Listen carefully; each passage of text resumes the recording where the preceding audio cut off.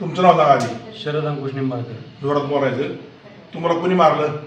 मला एक शिक्षक होते शिवदास रामचंद्र यादव, आमचे शेजारी होते, त्यांची जमीन आहे आमच्या शेजारी. त्यांनी मला मारलं, त्या दिवशी हल्ला केला माझ्यावर त्यांनी गुंडांना घेऊन. तेच गुंड प्रवृत्तीचे ते शिक्षक आहेत ते. गाव कोणतं त्यांचं? त्यांचं गाव आंबेजळगाव. परत एकदा नाव सांगा. त्यांचं नाव आहे शिवदास रामचंद्र यादव. शिक्षक आहेत का ते? शिक्षक आहेत, जिल्हा परिषदला शिक्षक आहेत. शाळा शिक्षक आहेत. हो. त्यांनी तुम्हाला मारलं, त्याला ओळखलं का? हो, ओळखलं त्यांना. त्यांची गाडी आहे तिथं पडलेली? गाडी त्यांची तिथं होती, पोलिसांनी आता जमा केली त्यांच्याकडे. तुम्हाला हारा त्यांनी मारा काय काय आणलं होतं? मारायला त्यांनी मला कोयता आणला होता, परत हातोडी आणली होती, चाकू होते त्यांच्याकडे, 4 चाकू छोटे छोटे, परत पेट्रोल, थिनर, मांजा, असे बरेच साहित्य त्यांचे. तुम्हाला महाराज पण फिक्स ते आलती तिथं? त्यांची जीव मारण्याच्याच हेतूने आलते. पण सुटलं कसं काय ते 4 गाडी आली बोलेरो पाठीमागून, आणि इकडून एक आमच्या गावात 2 व्हीलर आली. त्यांनी त्यांची मला, मी त्यांना काही पडलेलं तसं साईडला, त्यांनी मला ओळखलं, मग त्यांनी मदत केली, त्याच्यामुळे मी सुटलो.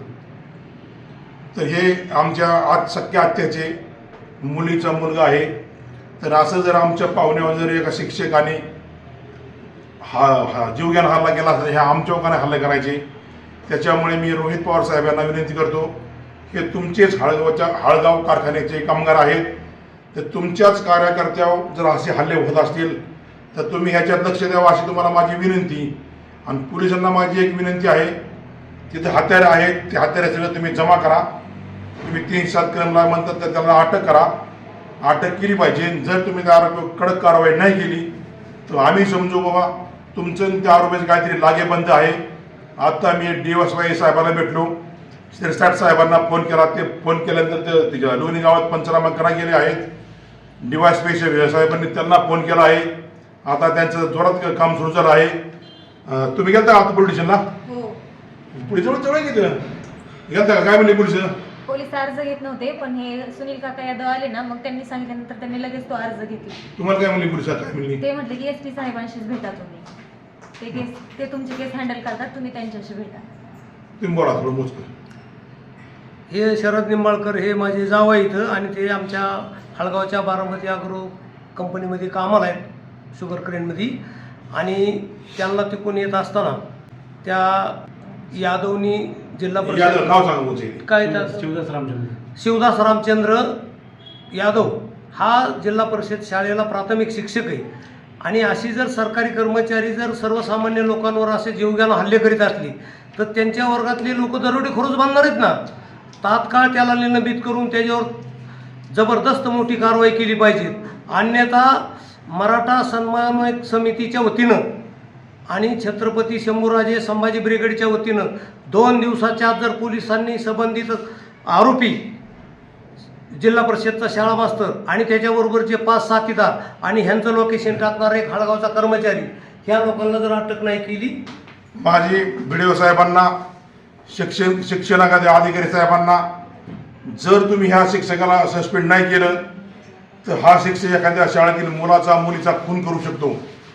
याला कशाचं काय घेणं देणं नाही. आज रोजी कर्जत तालुक्यामधील शिक्षक पूर्ण बोकाळले आहेत.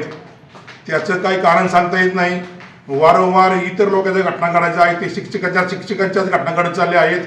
जर असं आमच्या पाहुण्यात जर जीवघेणा हल्ला होत असेल तर आमच्या होणार नाही, इतर जनतेने वागायचं कसं? हे शिक्षकच लोकांचा जीव घेऊ लागले आहेत. त्याच्यामुळे मी पोलिसांना विनंती करतो, त्या आरोपीला अटक करा.